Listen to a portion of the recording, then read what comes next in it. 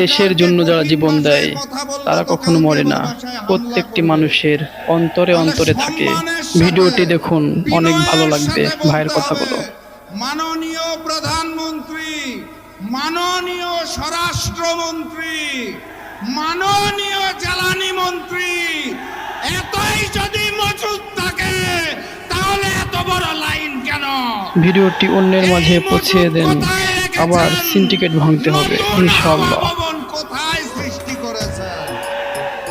সম্মানের সাথে বলা হয়েছে তো নাকি? আলহামদুলিল্লাহ।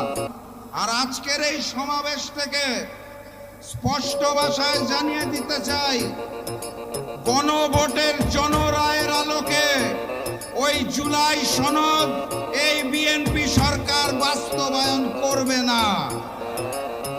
অতএব তাদেরকে বাস্তবায়ন করাতে হবে।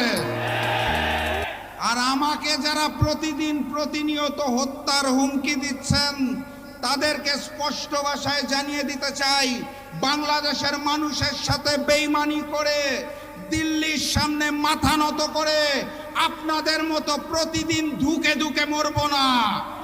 আল্লাহ নির্ধারিত সময়ে মৃত্যুবরণ করব, তার আগে পর্যন্ত ইনসাফের জন্য লড়ব ইনশাআল্লাহ।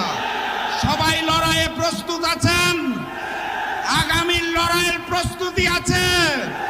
ইনকিলাব, ইনকিলাব, ইনকিলাব, ইনকিলাব।